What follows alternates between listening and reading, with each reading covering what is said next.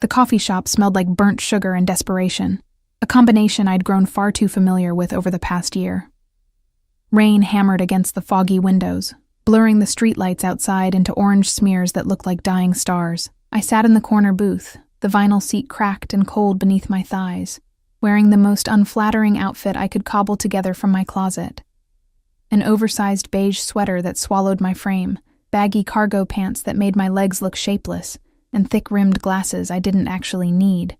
My blonde hair, usually my one vanity, was scraped back into a messy bun that pulled at my scalp. I looked like someone who'd given up, which, in a way, I had. "You're really going through with this?" My phone screen glowed with Sarah's text, sent 10 minutes ago. She'd been the one to set up this blind date, swearing that Derek from her office was nice and normal.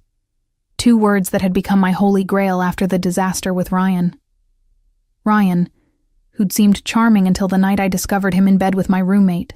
Ryan, who'd looked at me afterward and said, "You were always too much work anyway." Too much work. The words had burrowed under my skin like splinters, festering. So when Sarah suggested this blind date, I'd agreed with one condition: I wouldn't try. If Derek was going to like me, he'd have to like me at my absolute worst. No makeup, no effort, no vulnerability that could be weaponized later. I texted back, "Already here, looking like a potato. Perfect." The bell above the door chimed, and I glanced up. Expecting to see Derek, Sarah had shown me his photo, a bland accountant type with a receding hairline and a friendly smile. Safe, harmless. Instead, the man who walked in made the air shift. He was tall, impossibly so, with shoulders that seemed to fill the doorframe. Dark hair, almost black, fell across his forehead in a way that looked artfully careless, but probably wasn't. His jaw was sharp enough to cut glass. And his eyes, even from across the room, I could see they were the color of steel just before it melts in a forge. He wore a black coat that probably cost more than my rent, and beneath it, I glimpsed a charcoal suit tailored so perfectly it looked like armor. Power radiated from him like heat from a furnace.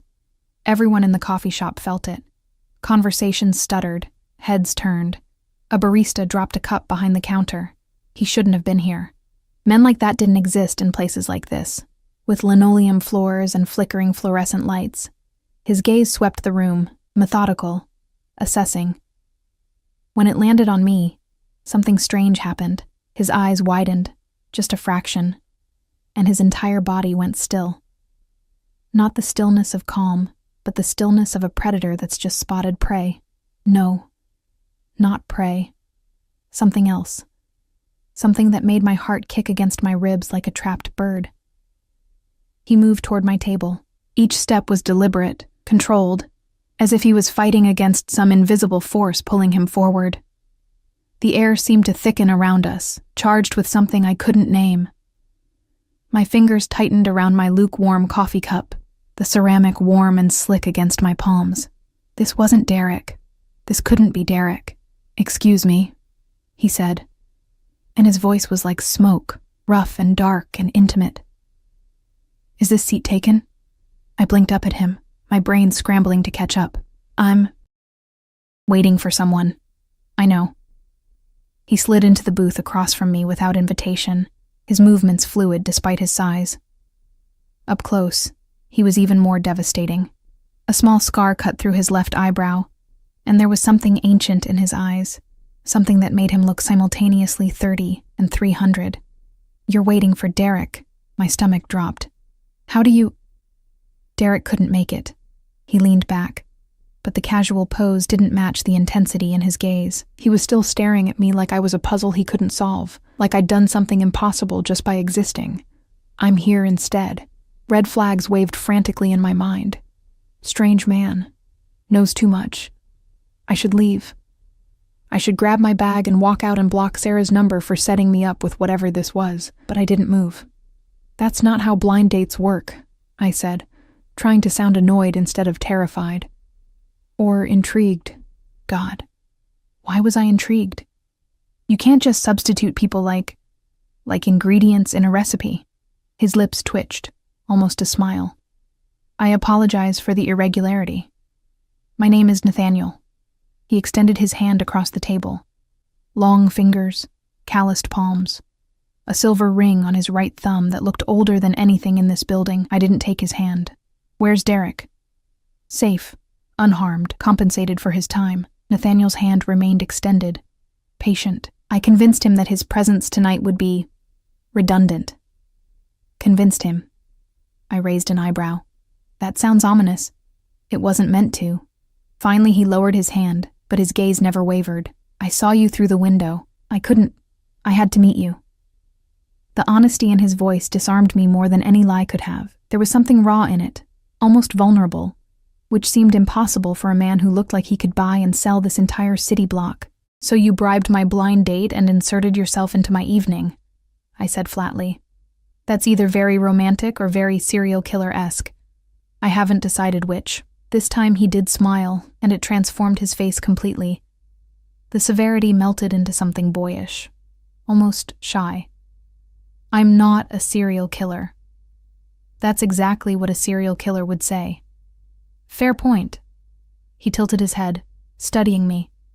"You dressed like this on purpose." It wasn't a question. Heat crept up my neck. "I don't know what you mean."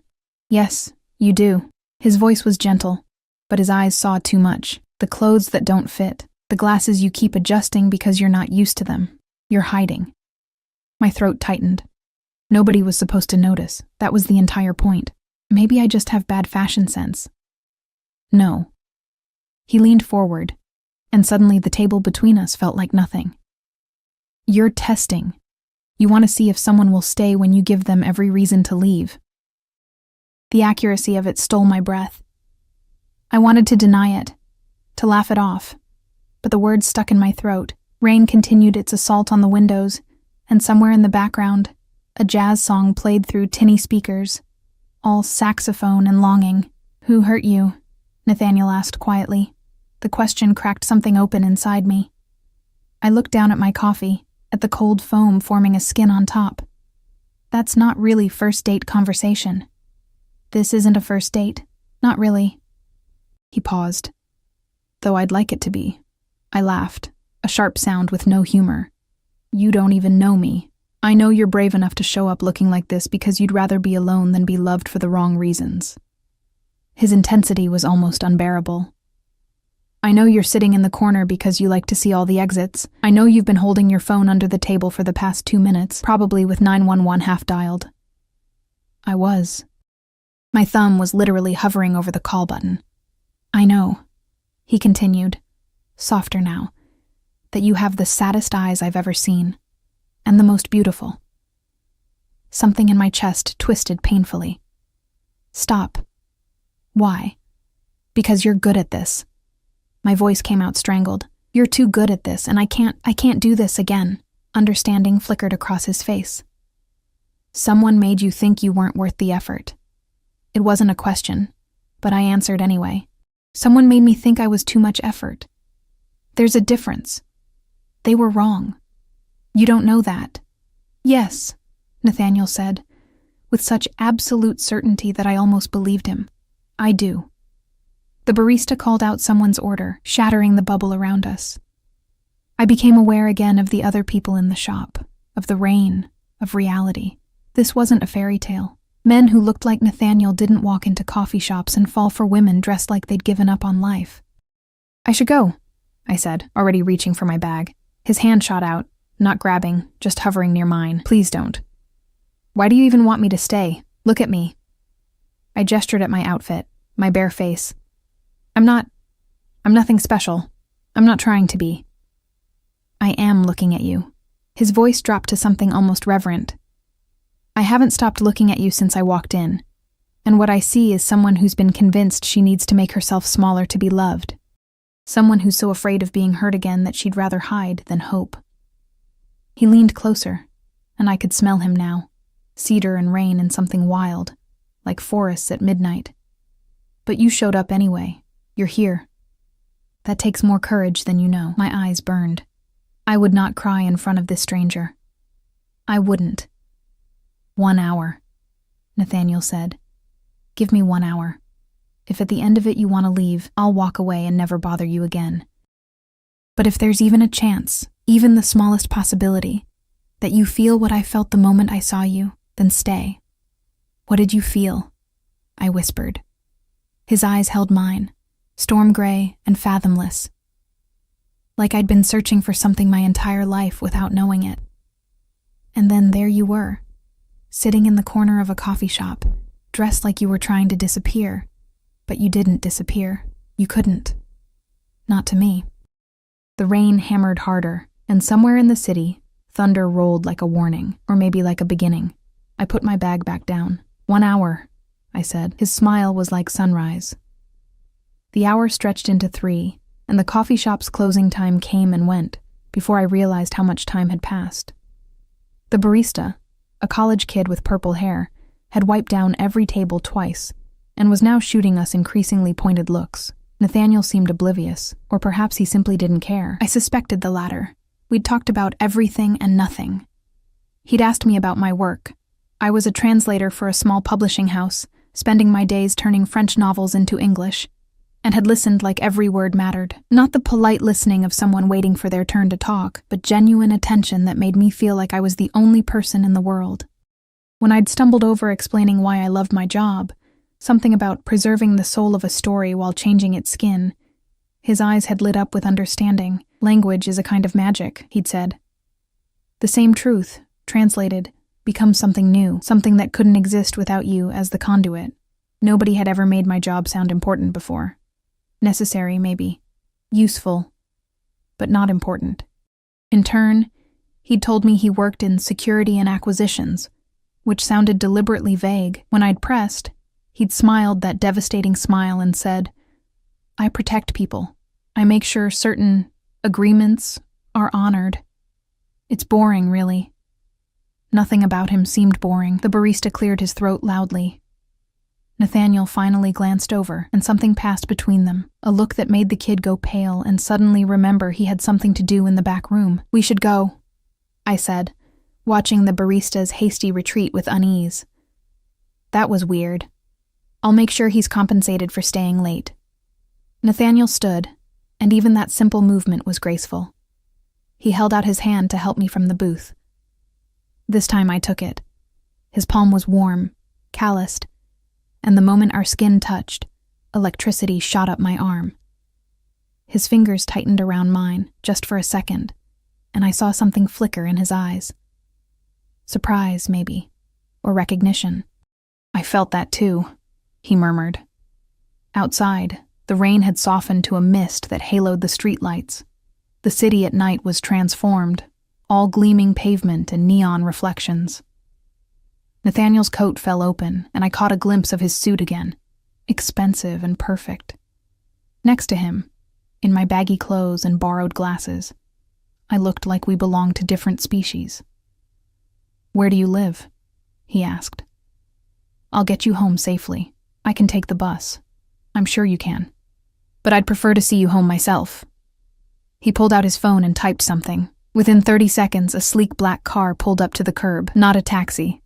A private car with tinted windows and chrome that gleamed even in the dim light. My instincts screamed again. Rich, powerful, dangerous. Nathaniel. I took a step back. Who are you really? He turned to face me fully, and in the streetlight, his features looked carved from stone. Beautiful and hard and eternal. Someone who wants to keep you safe. That's not an answer. I know. He held the car door open, waiting. But it's the only one I can give you tonight. Trust is earned, not given. I understand that, but I'm asking you to trust me enough to let me take you home. I should have walked away. Every rational part of my brain was screaming at me to walk away. Instead, I thought about his eyes when he'd said I had courage. I thought about the way he'd listened when I talked about preserving souls through translation. I thought about how, for 3 hours, I'd forgotten to feel broken. I got in the car. The interior was all black leather and subtle lighting. Soft music played, something classical and wordless. Nathaniel slid in beside me, maintaining a respectful distance, and gave an address to the driver I hadn't even noticed.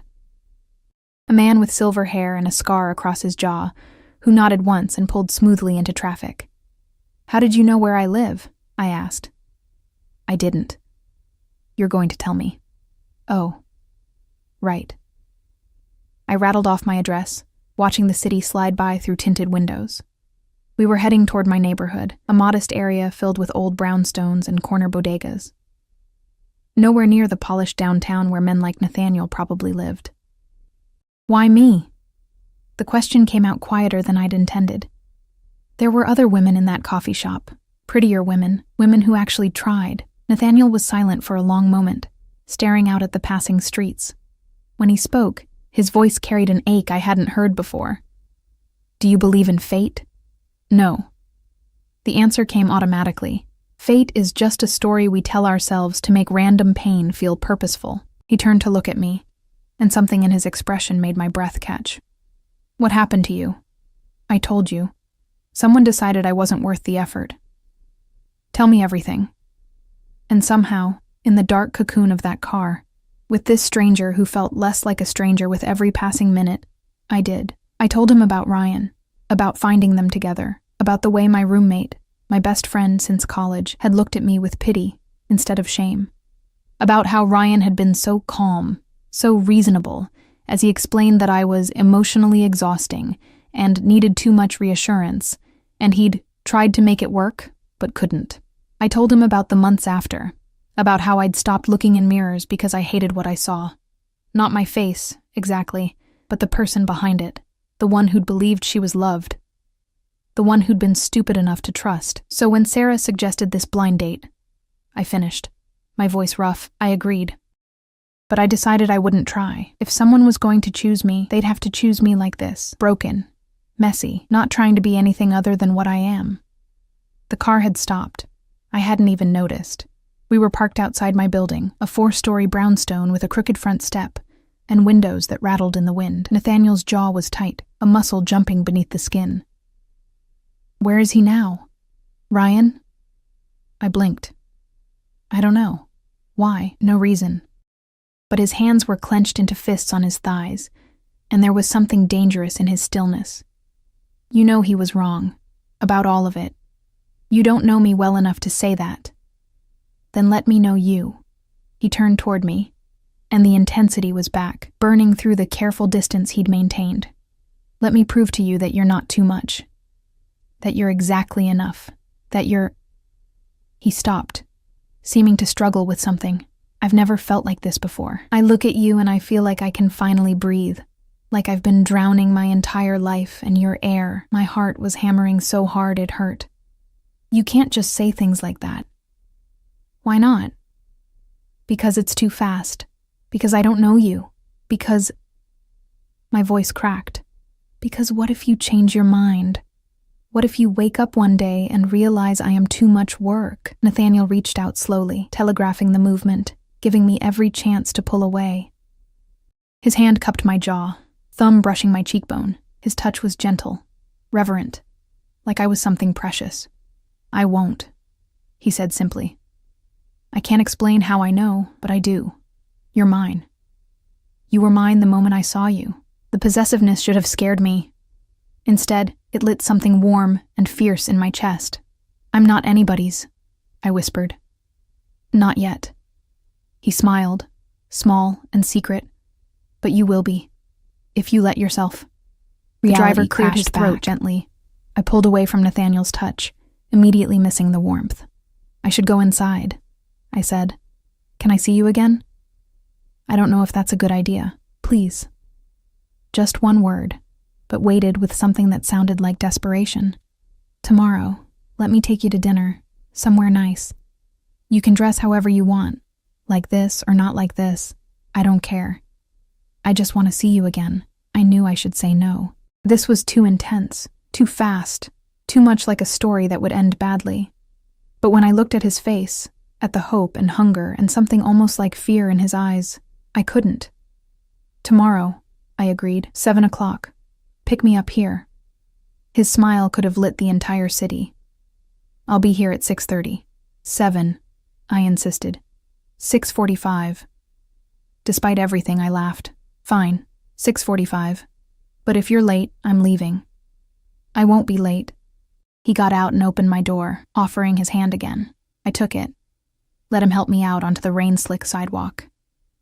He walked me to the building's entrance, and for a moment, we just stood there, neither wanting to break the spell. "Thank you," he said softly. "For staying, for trusting me." "I'm not sure I do trust you yet," I admitted. "But I want to. That's enough. That's more than enough." He stepped back, hands in his pockets like he didn't trust himself not to reach for me again. "Sleep well, Emma." I froze. "I never told you my name." Something flickered across his face. Guilt, maybe, or resignation. "No, you didn't. How did you?" "Tomorrow," he said. "I'll explain everything tomorrow. I promise. Just don't run. Please don't run." He got back in the car before I could respond, and it pulled away smoothly, leaving me standing on the sidewalk with my heart racing and my mind spinning with questions. I should have been scared. I should have called Sarah, or the police, or someone. Instead, I went inside and dreamed of storm-gray eyes and hands that touched me like I was precious. I didn't sleep. How could I? When every time I closed my eyes, I saw Nathaniel's face, felt the ghost of his hand against my jaw, heard his voice saying, "You're mine," like it was an inevitable truth rather than a presumption. At 4 a.m, I gave up and made coffee, sitting by my kitchen window and watching the city wake up. Delivery trucks rumbled past. A man walked 3 small dogs that looked like animated dust mops. Normal life, continuing as if my entire world hadn't tilted on its axis in a single evening. He'd known my name. I'd replayed that moment 100 times, and there was no mistaking it. I'd never told him, and the fear in his eyes when I'd called him on it had been real, which meant either Sarah had told him, unlikely, since she didn't even know Derek had been replaced, or he'd found out some other way. The smart thing would be to cancel, to block his number. Did I even have his number? And forget last night ever happened. Men who knew things they shouldn't know, who made baristas go pale with a single look, who had drivers and expensive cars and talked about owning people. Those men were dangerous, but I'd spent the last year being smart, being careful, protecting myself so thoroughly that I'd stopped living entirely. And for 3 hours last night, sitting across from a stranger in a dying coffee shop, I'd felt alive again. At 6 a.m, I texted Sarah. "Did you tell Derek my name?" Her response came 20 minutes later. Obviously. It was a blind date, not a witness protection program. Why? Did it go okay? So Derek had known, and Nathaniel had convinced Derek to... What? Give him the date instead? My phone suddenly felt heavy in my hands. I typed out, "Derek didn't show. Someone else came instead. Did you know about that?" 3 dots appeared immediately, then disappeared, then appeared again. Finally, "What? Who? Emma, are you okay? Do I need to come over? I'm fine. His name is Nathaniel. Did Derek mention him? No. Derek didn't say anything about not going. I'm calling him right now." I waited, my coffee growing cold. When Sarah called me 15 minutes later, her voice was tight with worry. "Okay, so I just talked to Derek, and he's being super weird. He kept saying he had a business opportunity come up last night and had to cancel. But when I pushed him, he got really cagey. Emma, who is this Nathaniel guy? Did he hurt you?" "No." I stood up, pacing my small kitchen. "He was intense, but not dangerous. I don't think." "You don't think?" That's not exactly reassuring. I'm seeing him again tonight. Silence. Then, "Emma, are you insane? Some strange man bribes or threatens or whatever'd your date, shows up instead, somehow knows your name, and you're going out with him again?" When she put it like that, it did sound insane. I can't explain it. There's something about him. I know it sounds crazy, but it sounds like the beginning of a true crime podcast. Sarah's voice softened. "Look, I get it. After Ryan, you're looking for something different, but different doesn't mean safe. Can you at least tell me where you're going? And maybe text me every hour so I know you're not being made into a lampshade? Despite everything," I smiled. "I'll text you. I promise." After we hung up, I spent the rest of the day in a state of nervous energy. I cleaned my apartment, which was already clean. I tried to work on a translation. a moody French literary novel about loss and memory, but the words swam in front of my eyes. Finally, at 4 o'clock, I forced myself to think about what I was going to wear. Last night had been a test, a way to protect myself by ensuring disappointment. But tonight felt different. Tonight, I wanted... what? To be seen? To be beautiful? To prove to myself that I could still try? I pulled out a dress I hadn't worn in over a year. Deep emerald green, simple but elegant, with a fitted bodice and a skirt that fell just above my knee. It had been an impulse purchase, back when I'd still believed in impulses, in the idea that sometimes you bought a dress just because it made you feel like someone worth knowing. I showered, dried my hair until it fell in pale waves around my shoulders, applied makeup with a shaking hand. When I looked in the mirror, I barely recognized myself. Not because I looked so different, but because I'd forgotten this version of me existed, the one who smiled at her reflection. The one who felt anticipation instead of dread. At exactly 6:45, my intercom buzzed. My heart jumped into my throat. I grabbed my coat, a simple black wool that at least wouldn't clash with the dress, and headed downstairs. When I opened the building's front door, Nathaniel was standing on the sidewalk, and the look on his face made every nervous moment of the day worth it. He stared at me like I'd punched him, like I'd performed a miracle, like I was the answer to a question he'd been asking his entire life. Emma. My name was a prayer in his mouth. He looked different too, still devastating, but less severe. He wore dark jeans and a gray sweater that made his eyes look like molten silver, with a leather jacket that probably cost more than my monthly salary. His hair was slightly mussed, as if he'd been running his hands through it, and there was a vulnerability in his expression that hadn't been there last night. You look... He trailed off, shaking his head. I don't have words. You're stunning. Heat crept up my neck. Thank you. You clean up pretty well yourself. I was terrified you wouldn't be here. The admission came out rough, that you'd have thought about last night and decided I was too. He stopped, seeming to search for the right word. Intense? I supplied. Mysterious? Slightly stalkerish? His lips quirked. Any or all of the above. I almost didn't come down, I admitted. My friend thinks you're going to turn me into a lampshade. A lampshade? He looked genuinely confused. Serial killer thing. Never mind. I pulled my coat tighter, suddenly nervous. You said you'd explain. About how you knew my name. His expression sobered. I will. But not here. Not standing on the street. Let me take you to dinner first, please. I promise.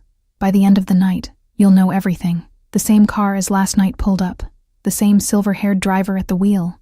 Nathaniel opened the door for me, and I slid in, hyper-aware of his presence as he settled beside me.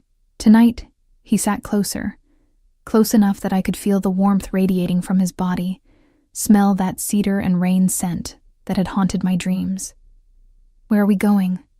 I asked as the car pulled into traffic. Somewhere quiet. Somewhere we can talk. He glanced at me, then looked away, as if the sight of me was too much. You wore a dress. I can change. I have time to run back up and... No! His hand caught mine, fingers intertwining. Don't change. Don't ever change. I just meant... Last night you were hiding. Tonight you're not. Maybe I'm just hiding differently. I stared at our joined hands, at the way his thumb brushed absently across my knuckles. The dress is armor too, just prettier armor. I know. He squeezed gently. But you're here. That's what matters. We drove for 20 minutes, leaving my familiar neighborhood behind, and heading into a part of the city I rarely visited. Old money territory, where buildings had doormen and trees were planted in neat rows along pristine sidewalks. The car finally stopped in front of a restaurant I'd only read about, Solstice. A place where reservations were made months in advance, and entrees cost more than my weekly grocery budget. Nathaniel, I can't, this is too much. It's not enough, he said quietly. Nothing would be enough, but it's a start. The maitre d' greeted Nathaniel by name, led us through a dining room of hushed conversations and crystal chandeliers to a private booth in the back. Secluded, intimate, with velvet curtains that could be drawn for complete privacy. A single candle flickered on the white tablecloth, casting dancing shadows. "Your usual table, Mr. Thorne," the maitre d' said, handing us leather-bound menus. Thorne. So that was his last name, Nathaniel Thorne. It fit him. Something beautiful and dangerous, designed to draw blood. Once we were alone, Nathaniel leaned back and studied me in the candlelight. "You have questions." "About 1,000. I set down my menu without looking at it. "But let's start with the obvious one. How did you know my name?" He was quiet for a long moment, and I watched him struggle with something internal. Finally, he said, "I had Derek investigated." My stomach dropped. "Investigated? When I saw you through the window, I knew I had to meet you, so I found out who you were meeting, tracked him down, and convinced him to let me take his place." He met my eyes steadily, not flinching from what he was admitting. I offered him a substantial amount of money and an introduction to a business contact he'd been trying to reach for months. He took the deal. Part of that deal included information about you. I should have been angry. I should have stood up and walked out. Instead, I just felt tired. "So you bought your way into my life?" "Yes." No apology in his voice, just honesty. "And I'd do it again. I'd do far worse if it meant getting to know you." "Why?" The question came out as a whisper. "You don't know me. You can't possibly. Whatever you think you feel, it's not real. It's an idea. A fantasy. You're wrong." He leaned forward, elbows on the table, hands clasped. "I knew the moment I saw you. It was like being asleep my entire life and suddenly waking up. Like every choice I'd ever made had been leading me to that coffee shop, to that moment, to you. That's not how the world works. Isn't it?" His eyes held mine. "You translate books, Emma, stories about fate and love and destiny. You spend your days finding ways to make magic work in a different language. How can you believe in those stories but not believe in this? Because stories are safe." My voice cracked. "Stories can't hurt me. I won't hurt you. You can't promise that. You're right." He sat back, and something in his expression shifted, became harder, more honest. "I can't promise I won't hurt you. People hurt each other, even when they don't mean to, even when they'd cut off their own arm before causing pain. But I can promise that I'll try every single day not to. I can promise that if I do hurt you, I'll spend the rest of my life making it right." A waiter appeared, breaking the tension. We ordered, or rather, Nathaniel ordered for both of us, choosing dishes with a familiarity that suggested he ate here often. I should have been annoyed by the presumption, but instead I felt oddly cared for. After the waiter left, I forced myself to ask the next question. "What do you do, really? And don't say security and acquisitions." "I run a company. Several companies, actually. My family has been in business for generations." He paused, choosing his words carefully. "We handle situations that require discretion, delicacy, sometimes force. We protect people who need protecting and ensure that agreements, once made, are honored." That sounds like the mob. It's not the mob.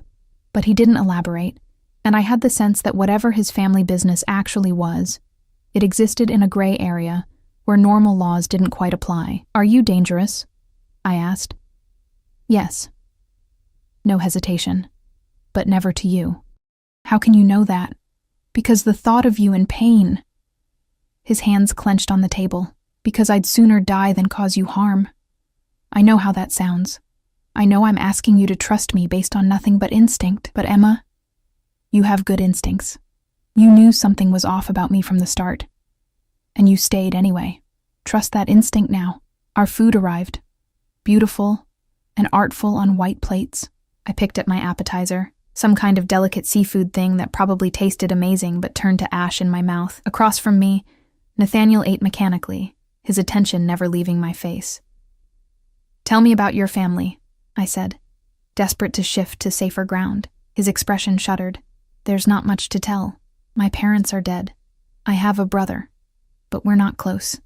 The company is my family now, the people who work for me. I'm sorry. About your parents." It was a long time ago, but pain flickered in his eyes, old and deep. "What about you? Any family?" "My mom lives upstate. We talk every Sunday. My dad left when I was 12. I shrugged, trying to make it casual. Pretty standard divorce story. He just decided he wanted a different life, one that didn't include us. Nathaniel's jaw tightened. Did he ever try to come back? No. I used to think he would, when I was a kid.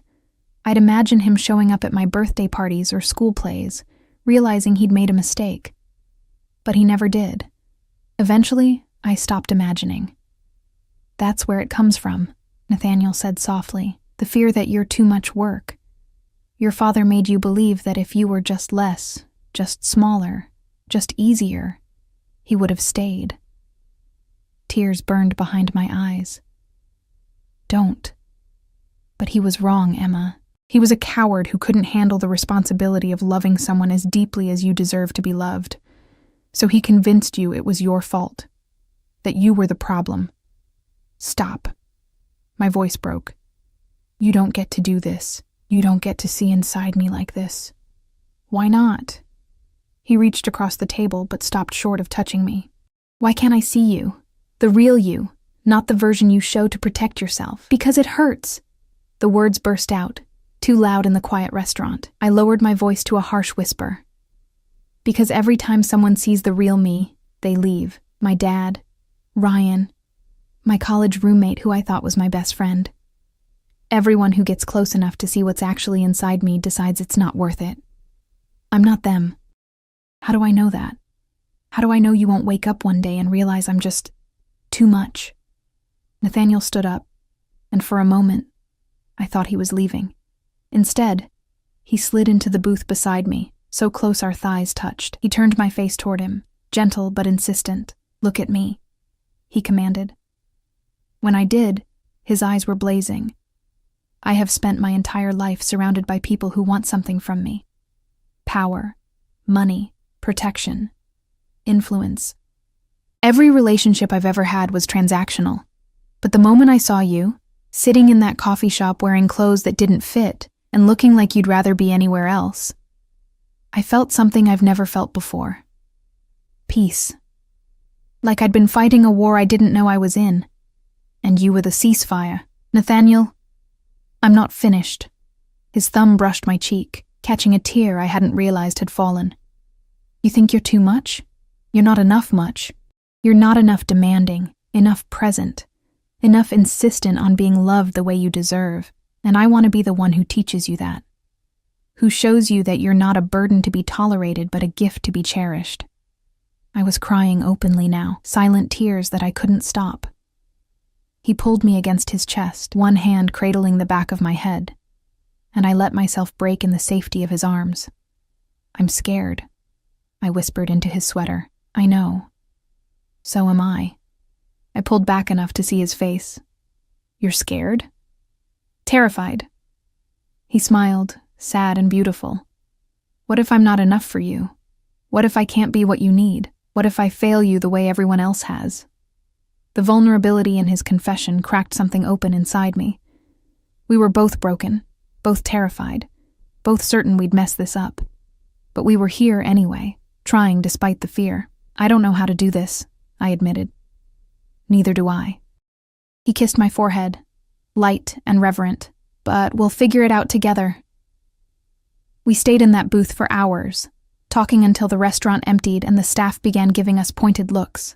Nathaniel didn't seem to notice or care, and I realized with a strange sort of wonder that he really would have sat there all night if I'd wanted to, just talking, just being. He told me about growing up in a world of expectations and duty, where every action was calculated for maximum advantage. About learning to read people not because he wanted to, but because survival depended on knowing who would betray you before they got the chance. About the loneliness of being surrounded by people who saw him as a resource rather than a person. I told him about my mother, who'd worked 2 jobs to keep us afloat after my father left, who'd never once made me feel like I was the reason he'd gone even though I'd spent years believing it anyway. About discovering books and languages as an escape. About how translation felt like the closest thing to magic I'd ever experienced. Taking something beautiful and making it accessible to people who couldn't otherwise reach it. You're a bridge, Nathaniel said at one point, his eyes bright with understanding. Between worlds, between languages, you connect things that were never meant to touch. The observation settled into my chest like a key finding its lock. It was past midnight when we finally left the restaurant. The maître d' didn't comment on the time, just wished Nathaniel a pleasant evening with a knowing smile that suggested this wasn't the first time he'd stayed after hours. Outside, the city had transformed into something else entirely. All shadow and distant sirens and the kind of quiet that only comes after midnight. "I should get you home," Nathaniel said, but he made no move toward the car. We stood on the sidewalk, the space between us charged with something unnamed. "I don't want to go home yet," I heard myself say. His eyes darkened. "Emma, show me something real, something that matters to you." I stepped closer, emboldened by the wine we'd drunk with dinner and the intimacy of the evening. "I've let you see inside me. Let me see inside you." He studied my face for a long moment, and I watched him wage some internal war. Finally, he nodded. "Okay. But you have to trust me. I'm trying to. That's enough." We got in the car, and Nathaniel gave the driver an address in a part of the city I didn't recognize. We drove in comfortable silence, his hand finding mine in the darkness, our fingers intertwining like it was the most natural thing in the world. I watched the city pass by, block after block of sleeping buildings and late-night wanderers, and felt something settle in my chest. Not quite peace, but maybe the beginning of it. The car stopped in front of a nondescript warehouse in what looked like an industrial district. No lights except a single fixture above a steel door. No signs, no indication of what the building might house. Nathaniel helped me out of the car, then paused. "This is the part where you decide if you really trust me," he said quietly.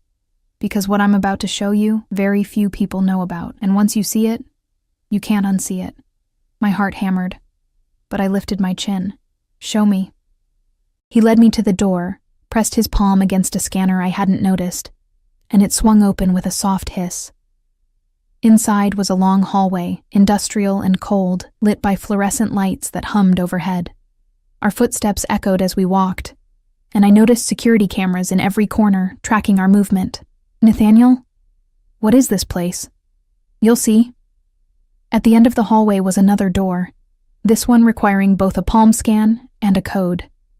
Nathaniel entered a series of numbers too quickly for me to follow, and the door opened onto something impossible. It was a training facility, that much was immediately obvious.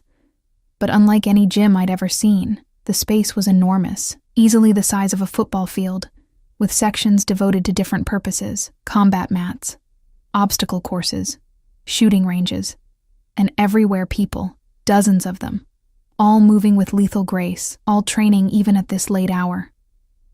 But it wasn't the facility that made my breath catch. It was the people themselves. They moved wrong, too fast, too fluid. Impossible jumps and strikes that defied physics. And their eyes, when several of them turned to look at us, their eyes reflected the light like animals in the dark. "What?" My voice came out as a whisper. Nathaniel's hand tightened on mine. "I told you my family protects people. This is how. These are my people, Emma. This is what we are." A woman approached us, tall and muscular with short dark hair and those same reflective eyes. She looked at Nathaniel with a deference that was almost reverence, then turned her gaze to me with frank curiosity. "Alpha," she said, and the word made no sense but also all the sense in the world. "You brought someone here. This is Emma." Nathaniel's voice carried an edge of command I hadn't heard before. "She's under my protection. Spread the word." The woman's eyebrows rose. "Under your protection or Victoria?" A single word, but weighted with warning. Victoria smiled, sharp and knowing. "Understood. Welcome, Emma. I'm Victoria, the Alpha's second. If you hurt him, I'll make you regret being born. Otherwise, we'll get along great." She walked away before I could respond, leaving me staring after her in confusion. I turned to Nathaniel, who was watching me with an expression caught between hope and fear. "I don't understand," I said. "I know. Let's go somewhere quieter, and I'll explain." He led me to a glass-walled office overlooking the training floor. Inside was simple: a desk, chairs, bookshelves lined with titles I couldn't read from this distance. Nathaniel closed the door, and the sounds from outside muffled to a dull roar. "Sit down," he said gently. I sat, my legs suddenly unsteady.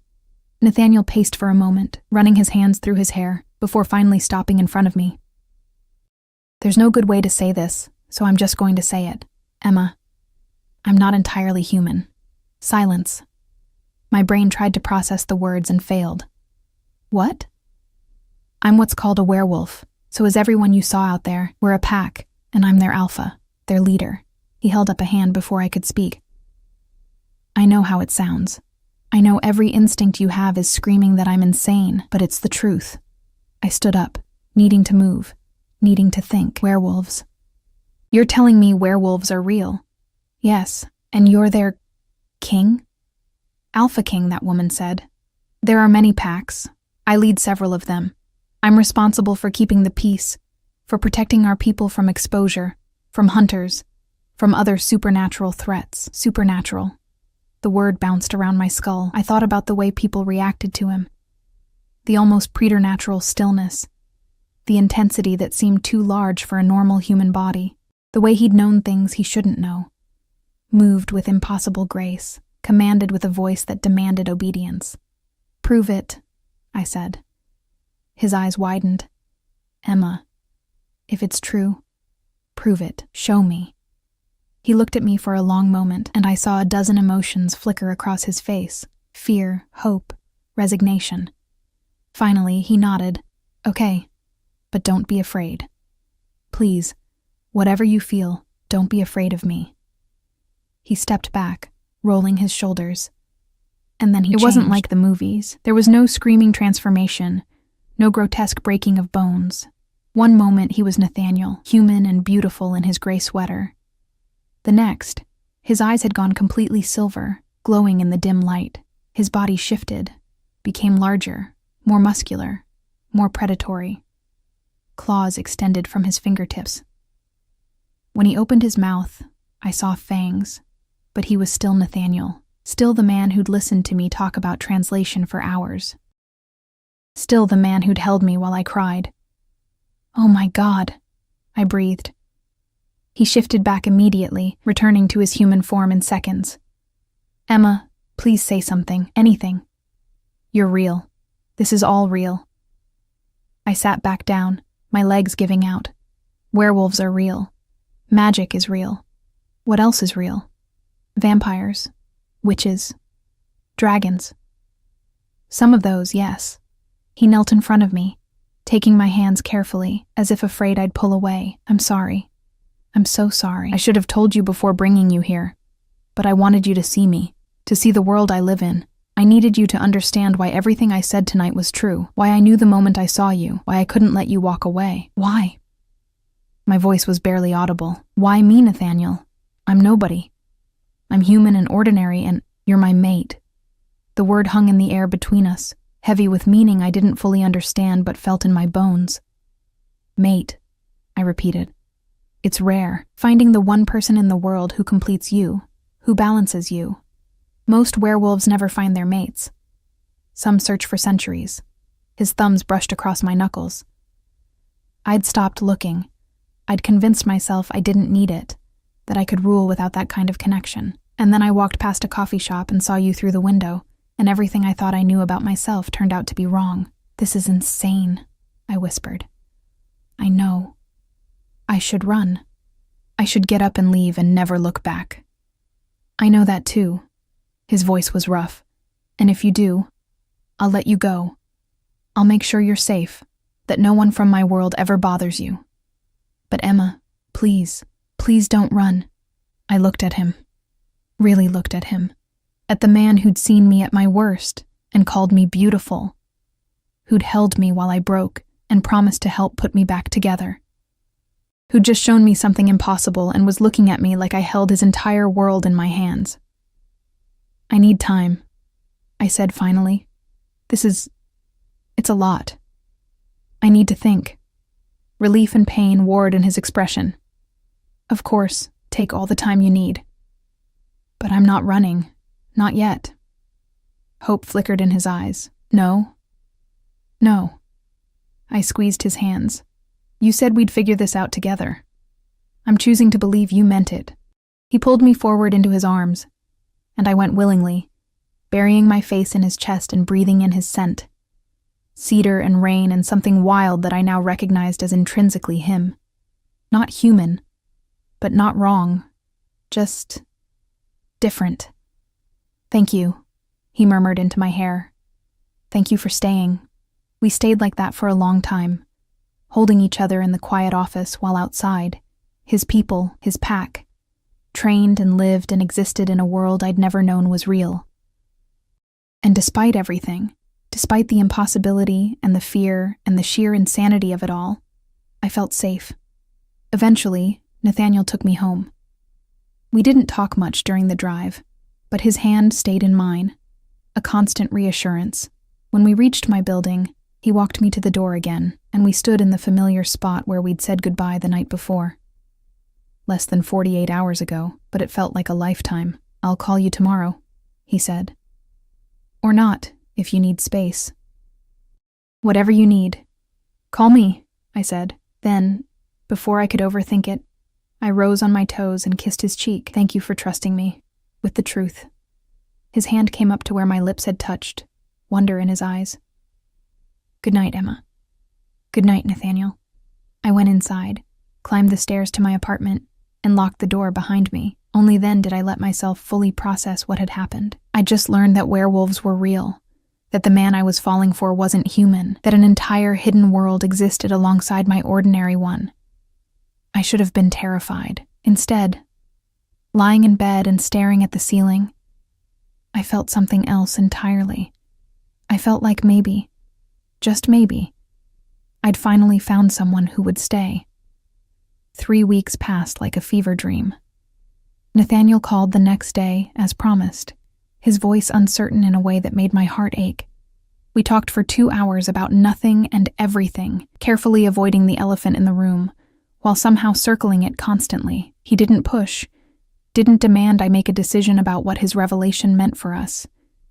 He just existed in my life, patient and present in a way I'd never experienced before. We saw each other every day. Sometimes it was dinner at quiet restaurants where he'd reserved the most private tables. Sometimes it was walks through the city at night, when the streets belonged to insomniacs and dreamers. Once, he took me to a bookstore that stayed open until midnight, and we wandered the aisles while I told him about my favorite translations, the ones where I'd felt like I'd truly captured something essential. He never hid what he was. I'd catch glimpses of that otherworldly grace, the way his eyes would flash silver when he was emotional, the protective growl that rumbled in his chest when a drunk man got too close to me on the subway. But he never transformed again, never pushed me to engage with that part of his world until I was ready. I spent hours researching online, falling down rabbit holes about werewolf mythology, trying to separate fiction from whatever Nathaniel's reality was. Most of it was useless, Hollywood nonsense about full moons and silver bullets. But occasionally I'd find something that resonated, old folklore that spoke of shapeshifters who protected their communities, who lived by codes of honor and loyalty that seemed almost quaint in the modern world. Sarah noticed the change in me immediately. "Okay, who are you, and what have you done with my best friend?" she demanded over coffee one afternoon. "You're glowing. Actually glowing. This Nathaniel guy must be amazing in bed." "We haven't slept together," I'd said, and watched her jaw drop. "You've been seeing him every day for 2 weeks, and you haven't." "He's not pushing. He's letting me set the pace." Sarah had studied me with narrowed eyes. "And you're okay with that? You, who spent 6 months convinced you'd never trust anyone again?" "I don't know if I'm okay with it," I'd admitted. "But I'm trying. That has to count for something." Now, standing in front of my mirror on a Friday evening, I barely recognized myself. Not because I looked different, though I did, wearing a deep blue dress that Nathaniel had sent over that morning with a note that simply said, "If you're comfortable," but because of the expression on my face. Hope. Anticipation. The kind of vulnerability that came from letting someone in even when every instinct screamed to protect yourself. Tonight was different. Tonight, Nathaniel had asked if I'd come to a pack gathering. "They want to meet you," he'd said, and there'd been nervousness in his voice. "You don't have to. I know it's asking a lot, but they're my family, Emma, and you're becoming my world." I want those worlds to meet. I'd said yes before I could talk myself out of it. The knock on my door came at exactly 7. When I opened it, Nathaniel stood there in dark jeans and a black button-down, and the look on his face made the last 3 weeks worth every moment of confusion and fear. "You wore the dress," he said softly. "You sent it. It would have been rude not to." I did a small turn. "Does it look okay? You look like every dream I've ever had made real." He stepped inside, closing the door behind him, and cupped my face in his hands. "Emma, we don't have to do this. If you're not ready—" "I'm terrified," I interrupted. "But I'm ready. I want to meet them. I want to understand your world." His smile was like sunrise. "They're going to love you. Or they're going to think I'm a liability. A weak human who their alpha has inexplicably fixated on. First, you're not weak. You're the strongest person I know." His thumbs brushed my cheekbones. "Second, they're going to see what I see. Someone extraordinary. Someone worth protecting. I'm really not—" He kissed me. It was our first kiss, and it felt like coming home and stepping off a cliff simultaneously. His lips were soft and sure, moving against mine with a gentleness that made my knees weak. One hand stayed cradling my face, while the other slid to the small of my back, pulling me closer until we were pressed together from chest to thigh. I made a small sound, surprise or pleasure or both, and felt him smile against my mouth. When we finally broke apart, both breathing hard, he rested his forehead against mine. "I've been wanting to do that since the moment I saw you. You should have done it sooner," I whispered. "I was afraid you'd run. I'm still here." "Yes." He pulled back to look at me, and his eyes had gone that molten silver. "You are." The gathering was held at a house on the outskirts of the city, a sprawling property surrounded by woods that seemed to go on forever. As we pulled up the long driveway, I saw people milling around outside despite the cool evening air. They moved with that same preternatural grace I'd noticed at the warehouse, and as our car approached, dozens of heads turned in unison to track our arrival. "They can smell you," Nathaniel said quietly, noticing my tension. "Smell that you're human, that you're with me. They're curious, not hostile." "That's reassuring," I muttered, and he laughed. Victoria met us at the door, wearing jeans and a leather jacket that somehow looked both casual and dangerous. "Alpha, Emma," she looked me up and down, and something like approval flickered in her eyes. "Nice dress. Come on, everyone's out back." The house was beautiful, all exposed beams and stone fireplaces, rustic but elegant. We walked through to a large backyard where at least 50 people had gathered. A bonfire blazed in the center, and tables laden with food surrounded it. Music played from somewhere, something with a heavy bass that seemed to pulse in time with my heartbeat. The moment we stepped outside, conversations died. Every single person turned to stare at us. At me, specifically. I felt the weight of their collective attention like a physical thing, assessing and intense. Nathaniel's hand found mine, squeezing reassuringly. Then he raised his voice, and it carried across the yard with an authority that made my spine straighten. "Everyone, this is Emma. She's my mate, and she's under pack protection. Anyone who has a problem with that can take it up with me personally." Silence. Then, from somewhere in the crowd, someone started a slow clap. Others joined in, and suddenly the entire gathering was applauding. Not mockingly, but genuinely, with smiles and nods of approval. "Well," Victoria said beside me, "that could have gone worse." Nathaniel laughed, the tension leaving his shoulders. "Come on. Let me introduce you to everyone." The next 2 hours passed in a blur of names and faces. There was Marcus, a grizzled older man who ran security and looked at me with frank skepticism until I made a joke about supernatural politics being less complicated than my book club, which made him crack a smile. There was Jasmine, a young woman barely out of her teens who asked 1,000 questions about translation work with genuine interest. There was Daniel, Nathaniel's brother, who had the same storm-gray eyes but none of his warmth, and who looked at me like I was a problem he needed to solve. "She's human," Daniel said bluntly when Nathaniel introduced us. "You're bonding yourself to a human. Do you understand what that means for the pack, for alliances?" "Daniel." Nathaniel's voice carried a warning. No, let him speak, I said, surprising myself. I turned to Daniel, lifting my chin.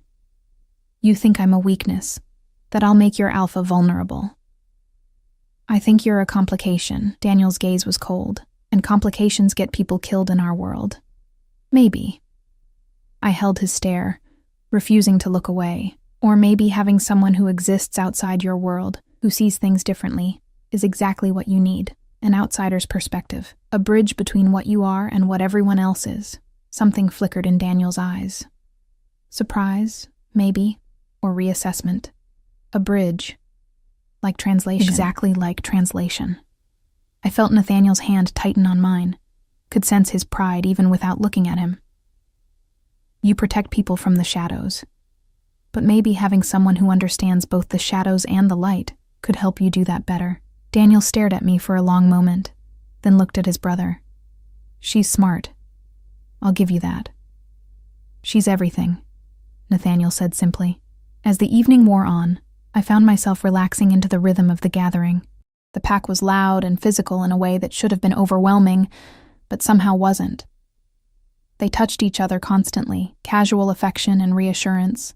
Hands on shoulders and playful shoves. They laughed too loud and argued passionately about everything from politics to the best way to cook a steak. They were a family. Complicated and sometimes contentious, but bound by something deeper than blood. I was sitting by the fire, listening to Jasmine tell a story about her first transformation, when Victoria settled down beside me. You're doing well, she said quietly. I'm faking it, I admitted. We all are, honey. The trick is committing to the fake until it becomes real. She studied me in the firelight. Can I ask you something? Sure. Are you in love with him? The question stole my breath. Was I? I'd been so focused on fear and trust and the impossibility of everything that I hadn't let myself think about love. But sitting there, watching Nathaniel across the fire as he talked with Marcus, seeing the way he kept glancing over to make sure I was okay, feeling the warmth of acceptance from people who had every reason to reject me. Yes, I whispered. I think I am. Victoria smiled.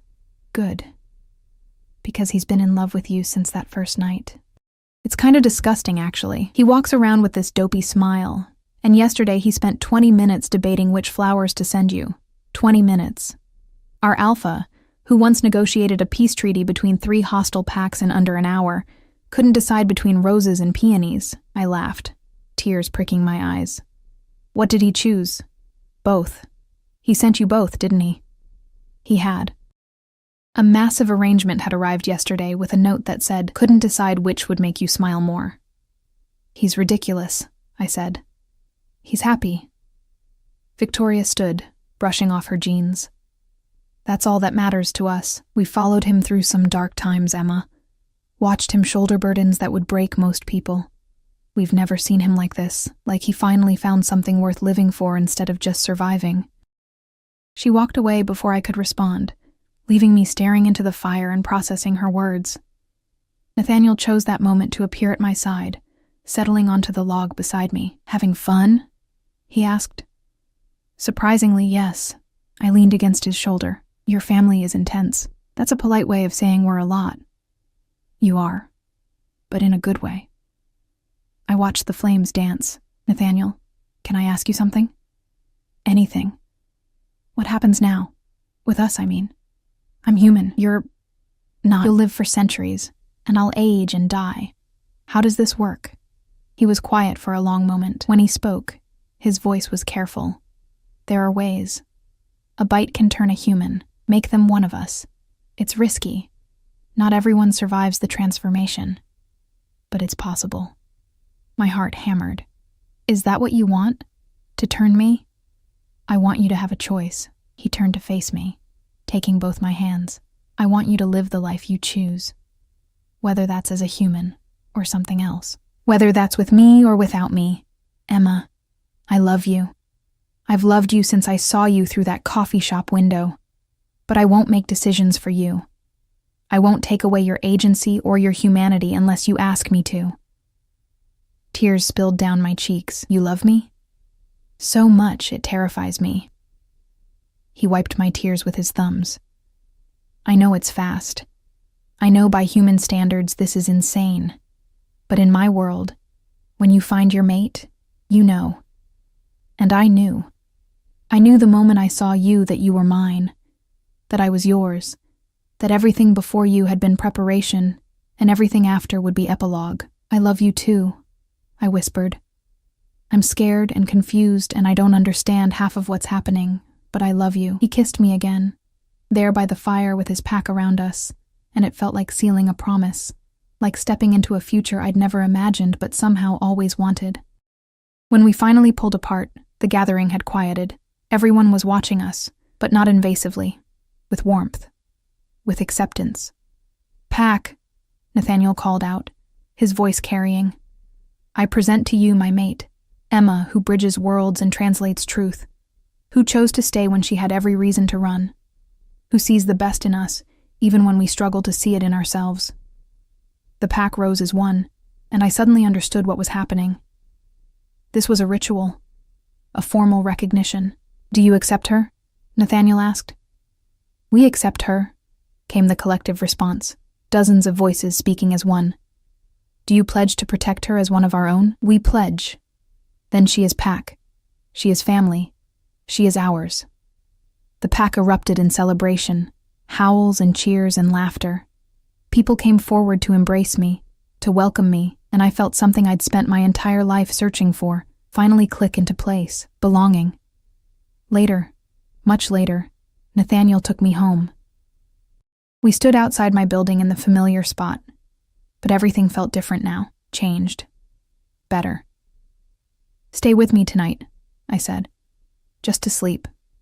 I don't want to be alone. I'll stay as long as you want me to. We went upstairs, and I changed into pajamas while he waited in the living room. When I emerged, he'd removed his shoes and was looking at the bookshelves I'd lined with translations, both my work and others I admired. Come to bed, I said. We lay together in my small bed, his arms around me and my head on his chest, listening to his heartbeat.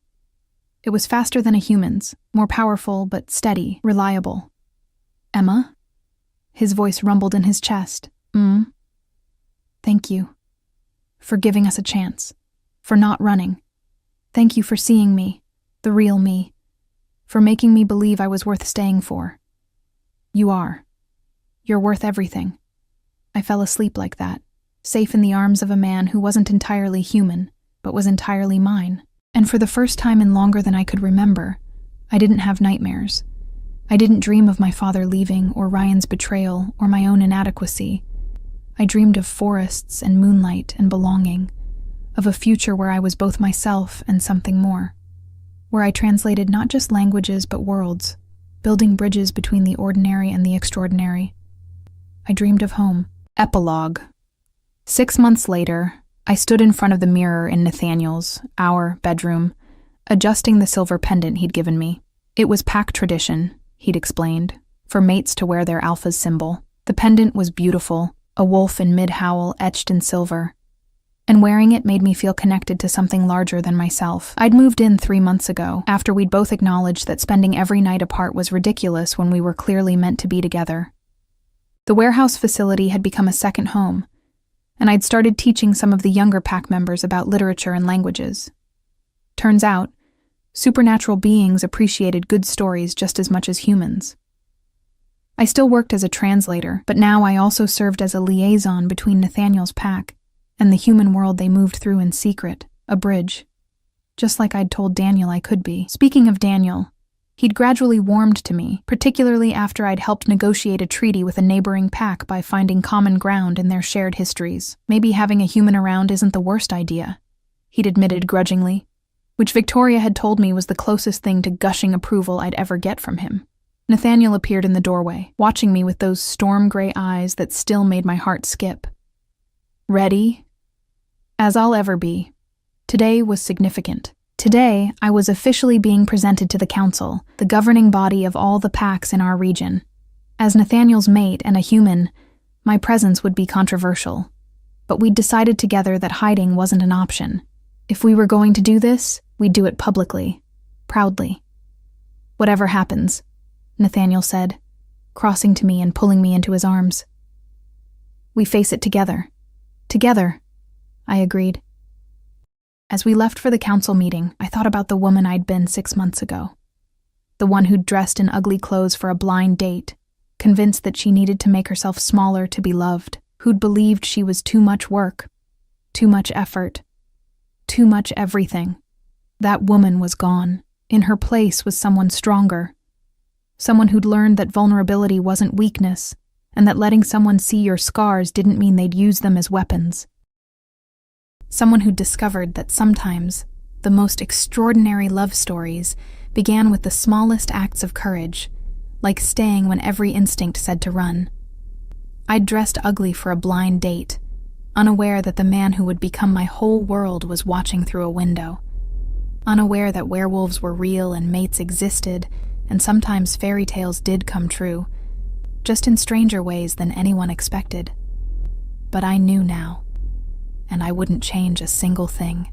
Nathaniel squeezed my hand as we walked toward the car, toward whatever the council would say, toward our future.